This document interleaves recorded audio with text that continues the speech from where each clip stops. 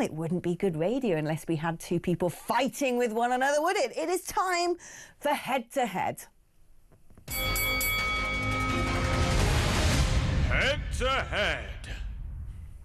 I wonder who does those voices. In the right, we've got Jack Barwell, Conservative campaign manager. On the left, we've got Andy Williams, political commentator. Gentlemen, welcome to the show. Good Shake morning. hands, Hi, greet Alex, each good to other, see you.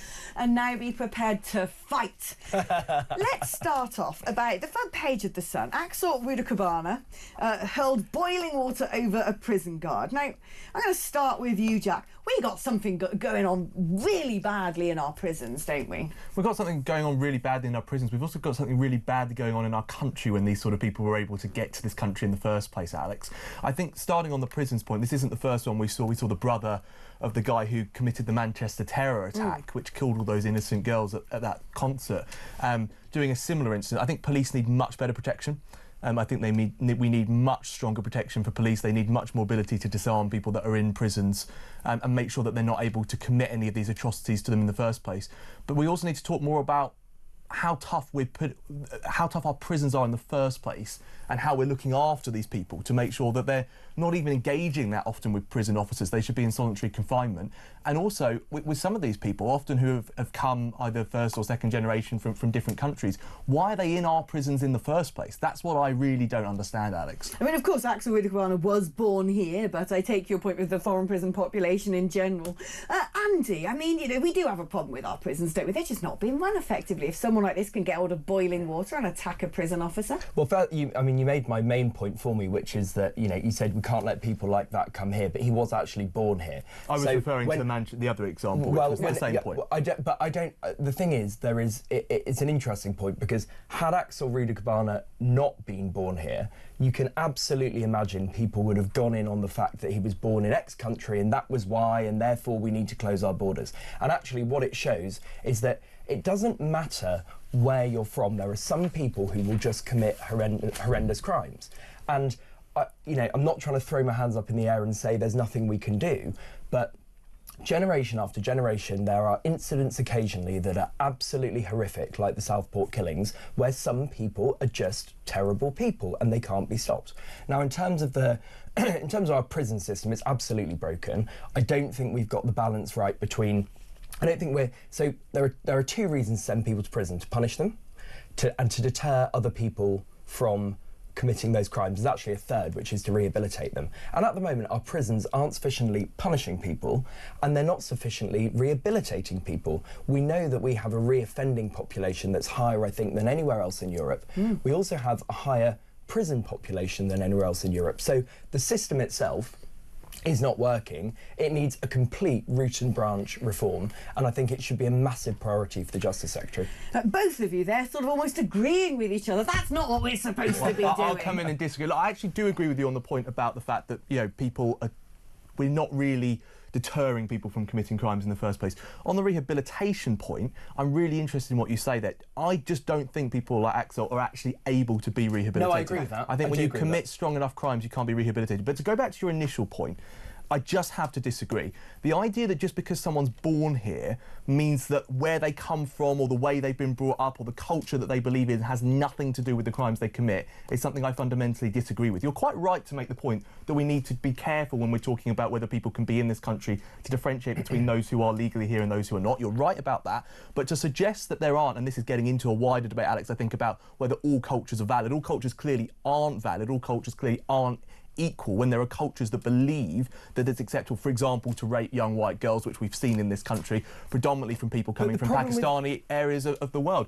But it sounds to me like you're not willing to go there, and I just wonder what you think about that. No, it's not that I'm not willing to go there, it's just that you don't know why Axel Rudakubana committed this crime, because he hasn't said. So it might be the case that he was terribly brought up, and he was brought up in this environment where he was taught different values to us, but you don't know. You're just assuming, and you wouldn't assume that if he was a white man. You just It's got nothing to do with race. Man, It's got nothing to do with making a bit of rice in his education. He might have had certain motivations. No. I'm not saying that he didn't have those sorts of motivations. What I'm saying is we genuinely don't know, unless either of you can tell me, we genuinely don't know whether it was something to do with his upbringing or something to do with, say, being radicalised online. Well, that's because, I mean, frankly, the government shrouded the whole lot of it in secrecy, wouldn't give the public information for very deliberate reasons. But they don't know what his motives are either, because he's never said. I think there'll be people who investigate that who would have known a lot more. We know the government covered stuff up with this. We know they covered things up deliberately. And Alex, if I may just quickly say, this is why one of the good things that the Labour government has done is releasing ethnicity data about where people are coming from and the number of crimes, particularly on sexual crimes. I understand where Andy's coming from on this, but and I'm not tying you to this, but I worry that that kind of argument is what used to be made in Rotherham and Telford and other northern towns about 10 years ago when people came forward to talk about the rape gang scandal. And that kind of argument, unintentionally, I admit it's unintentional, but that argument unintentionally led to more of this going on because nobody wanted to get to the real problem. I'm here to get to the real problem. That's different because we know that in those cases there were ethnic groups who time and time again in places all over the country were committing those crimes. So I totally agree that, you know, there was a problem with people not wanting to call out the truth because for fear of being racist. That was definitely a problem. In this case, we just don't know. Let's move on, because I could go down a massive wormhole when it comes to crimes by nationality, and particularly with regards to the treatment of women, but that is not what we're talking about today. Earlier on, Andy, you spoke about people coming into the country. What do you make of the latest headline? And I'm like, does it surprise anybody that one of these Iranians who have been held over the alleged plot to target the Israeli embassy with bombs may have come across in a boat? Well, it's another May, isn't it? I mean, we actually, again, I'm sorry to be a bore, but there's no evidence that that's the case yet. If you're a terrorist, you're probably going to use an illegal route, aren't you?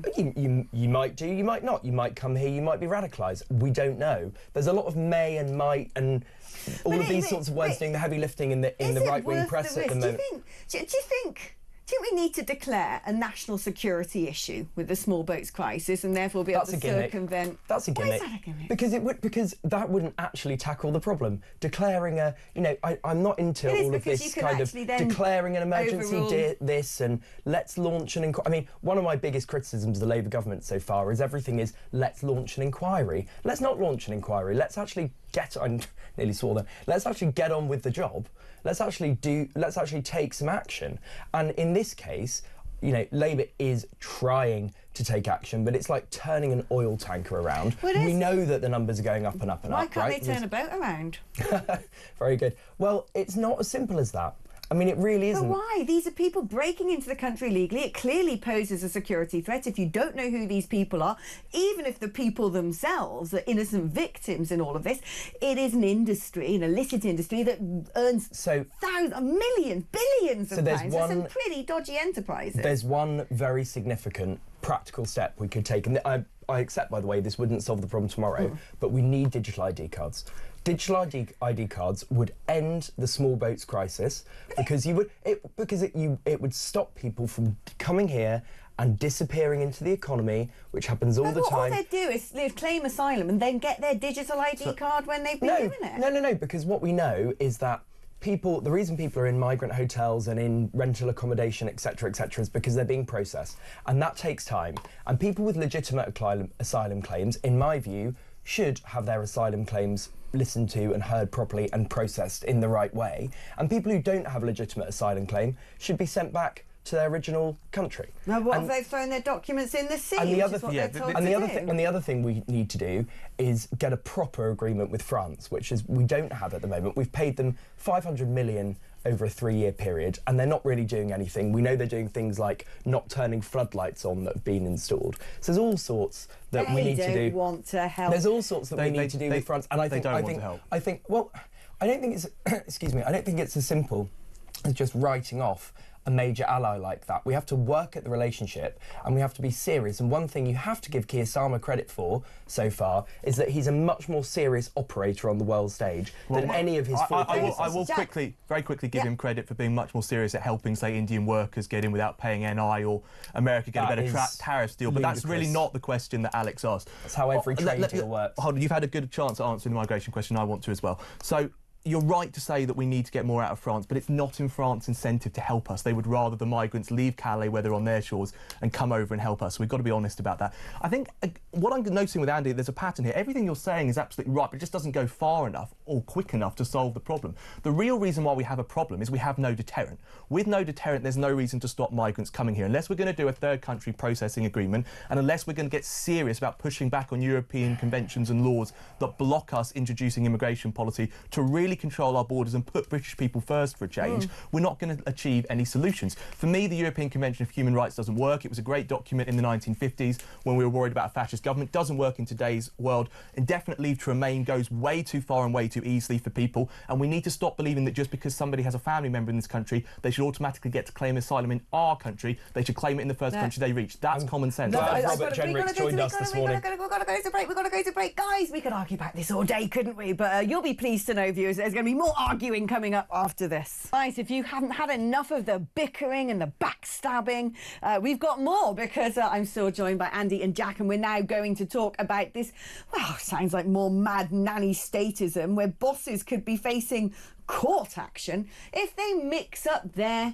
recycling because of Ed Zero's, that's not my new name for him, Ed Zero's net zero targets. I mean, Jack, just let people get on with it. I don't understand why we can't employ people to sort out recycling, because where I live in London, you just whack all your recycling into one bag. You don't need to sort it into 85 different coloured bins.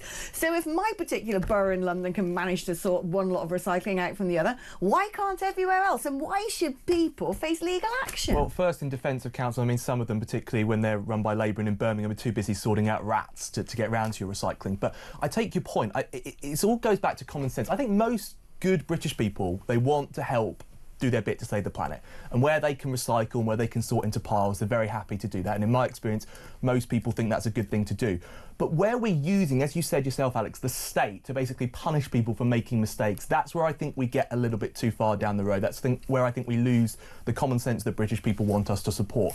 Net zero is a good aim that is badly executed. We know it hurts people that are working class, particularly in rural communities, over things like electric vehicle mandates, electric boiler mandates. People don't have the £20,000 to afford sometimes to support that. And actually one of the few really good things that the Sunak administration did was pushing that deadline back, which then Starmer brought forward, but I noticed he then sort of pushed back a bit on some of the cars, so he actually ended up agreeing with Sunak on that. So we need to achieve climate change reform so that we can save our planet, but we need to do it pragmatically. We need to bring people with us, and punishing bosses like this is just not common sense. What's the point in trying to save the planet when no one else is doing it? Well, I do, like our little measly contribution to carbon emissions, and America's doing drill baby drill. I'm like, why are we self-flagellating? Something like recycling is easy to do. That's not a problem. Recycling should be easy, and that's the point, isn't it? When people are going to court because they put something in the wrong recycling bin, that's ridiculous. That's obviously silly, and actually the things that annoy me about stories like this, and there are loads of them, is that it undermines what is actually a very serious and important task, which is net zero. Now, we can have a debate about whether it should be in 2050 or 2049 or 2069 or 2089, and we can talk about arbitrary targets, but ultimately it is something that we need to move towards, because the planet's only going in one direction. I don't think it's a sustainable, no pun intended, argument to say that because China's pumping out emissions left, right and centre, we just shouldn't bother. I mean, that's just not a grown-up argument. But if you're destroying your economy, destroying your manufacturing, making people ridiculously poor, while essentially handing a giant charity cheque to Beijing to build coal-fired power stations and make windmills and solar panels, you're kind of, you're ruining your own country. I'd say two things, well, three things on that. Firstly, it is not net zero that is destroying our economy. It's a lack of productivity. It's a lack of a proper industrial strategy. Highest energy bills in the world. That ain't good, is it? But it's not good. But it's not destroying our economy. There are other big problems that are destroying our economy that we need to fix, which around industrial strategy and around getting planning sorted and infrastructure building and all of those sorts of things. I would also say that net zero should be seen as a business opportunity. It's an opportunity for Britain and for British businesses to take the lead on the new technologies that are going to lead a new green industrial revolution. So, we can have our arguments but about. We can have our arguments about. We're not really doing that, are we? We're buying all the stuff from China who are using that is exactly the problem. Is that we're talking the talk on it, and that argument, in my view, is the correct argument, which is you should see it through a private sector lens. It's about investment, it's about creating jobs, it's about leading the world. But we're not doing it yet. So that's where the industrial strategy comes in. The government needs a proper industrial strategy that says, I'm in favour of picking winners as a government. You say, we're going to choose these sectors and these companies to back, and we're going to give them the investment they need and give them the boost they need to lead the world economy. If I may say, Alex, I actually agree with you. I think we do need a private sector strategy to get on board with green. But Alex firstly is right. China have got a massive head start on electric vehicles. And I worry that putting all of our focus on that and not thinking about do we need to keep the coal and gas, but also can we be looking at nuclear? I think there's huge opportunity we missed when the Liberal Democrats were in the government. Well, to be fair, Sir Keir Starmer has spoken about rolling out small modular reactors, Rolls-Royce technology. Britain are world leaders in this. We put it in our nuclear submarines, which is why the Australians bought them and not the French. Right.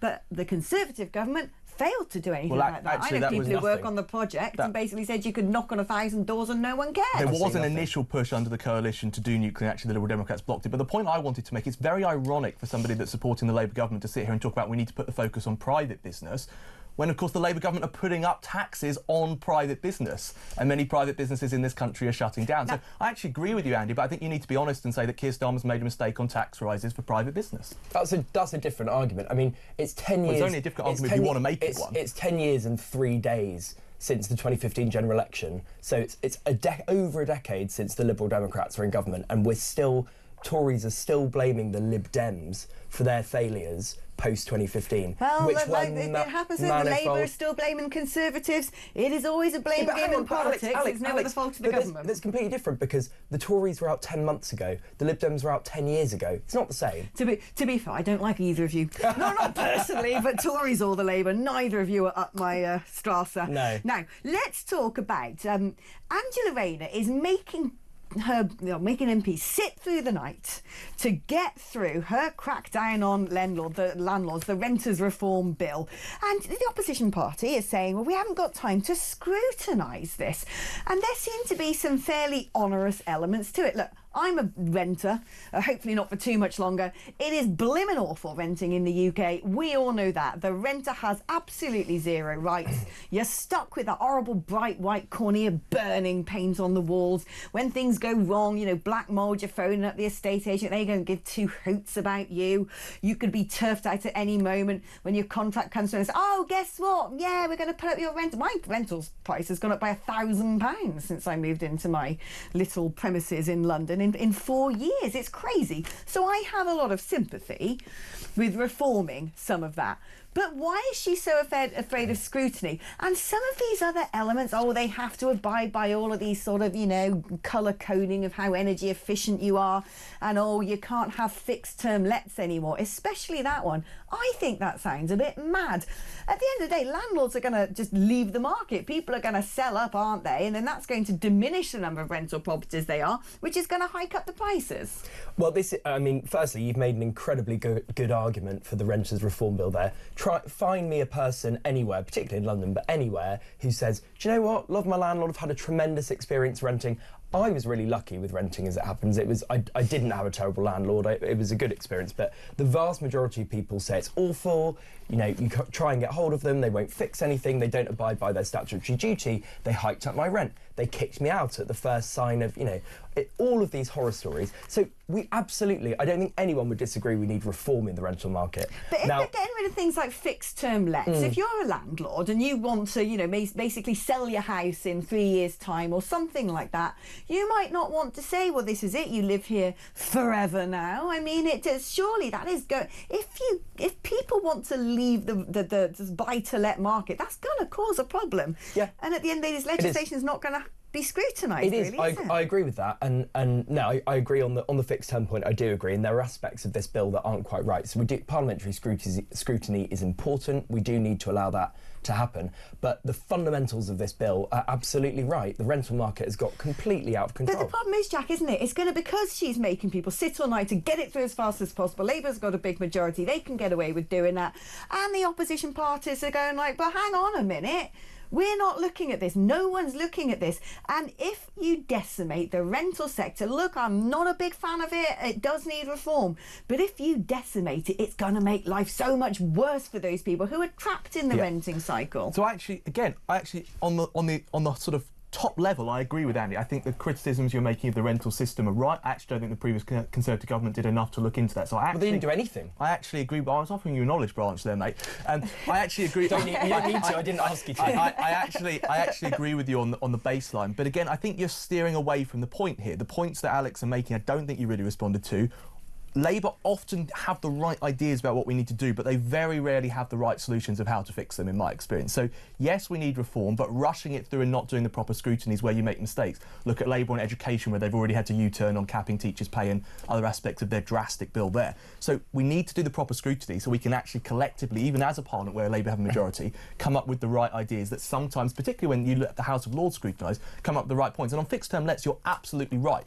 You can say you're unhappy with the system, but driving landlords out of the system isn't going to fix it. It's only going to drive up the demand anyway. And we already know, and I know this may get aside, with an overcrowded country with too many people here, that the demand already exceeds the supply. So until we're going to fix the supply issue, which is a difficult issue to fix, by the way, with our increasing immigration, then driving down the supply is only going to drive up the demand and therefore the price up in a free market society. Can I just ask a question? Of course you can.